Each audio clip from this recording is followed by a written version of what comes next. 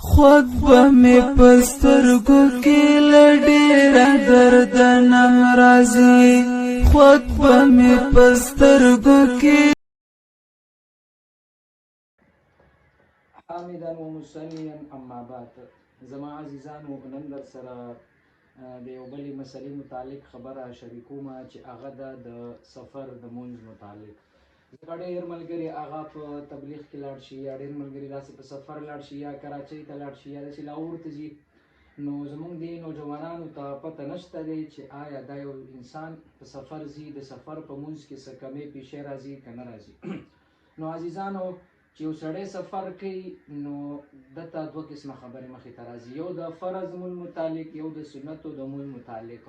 نو دا به د فرض مونځ څرنګه کوي او دا به سنت کوي که نه کوي نو دا ویډیو ستاسو لپاره ډېره زیاته اهمه ویډیو ده په دې کې ډېر په سیده ساده الفاظو سره ما تاسو ته هغه مسایل راغونډ کړي دي نو تاسو کوشش وکړئ چې دا زده کړئ او په عملو کې د ملګرو سره دا شریک کړئ نو د ټولو نه اول خبره خو محترمو هغه دا ده چې د فرض مونځ متعلق درته ویل نو فرض مونځ هغه څرنګه کیږي نو فرض مونځ محترمو د فرض مونځ باره کې خو زموږ فقهاو او فتاوو لیکلي دي چې فرض مونځ هغه به نیمۍ یعنی کوم چې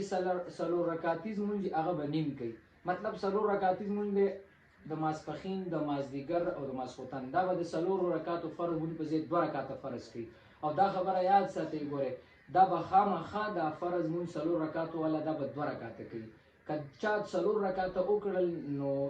بعضې علماو خو دا ویلي دي چې دا بیا کیږي نه بلکې خو به هر حال کیږي خو دا سړی به پرې ګناهګار وي ځکه دا 4 رکعته مونځ دا 2 رکعته کول دا د الله تعالی له طرفه یو تحفه ده ګفټ دی نو د الله تعالی تحفه او ګفټ هغه قبلول په موږ باندې لازم دي دې وجې نه دا به 4 رکعته مونځ هغه به 2 رکعته کوي خو د سحر مونځ 2 رکعته فرض او دغه رنګې د ماښام 3 رکعته فرض چې کوم وي نو هغه به خپل پوره مونځ کوي ځکه هغه په منځ باندې نیمېږي نه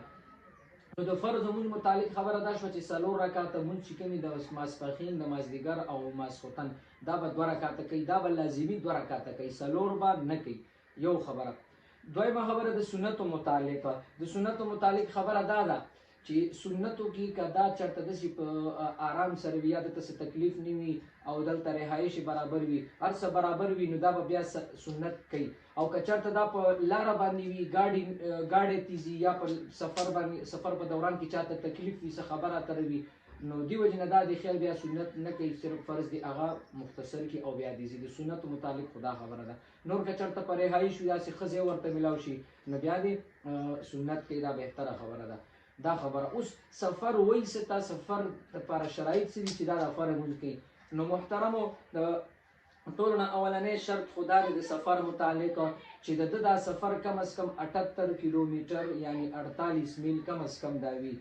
نو که چېرته د دې نه کم وي نو بیا دا مسافر نه دی دا به پوره مونځ کوي نو د سفر دپاره یو شرط همدغه دی چې کم از کم 78 کیلومیټر فاصلې نه لرې راځي یو دویم شرط دا دی چې دا به کم از کم هلته موده دومره 14 ورځې یا د 14 نه کم دومره موده دا تیری نو دا به هله مسافر شمارلی کیږي او که چېرته یو سړی میاشتې لځي 20 ورځو لځي 15 ورځو لځي نو دا سړی بیا مسافر نه دی دا به پوره مونځ کوي نو دا دوه خبرې به یاد ساتئ 78 کیلومیټر فاصله او دغه رنګې 14 یا 14 دومره ورځې د ده نیت وي نو لحاظه دا مسافر دی که د دې نه زیات نیت وي نو دا بیا مسافر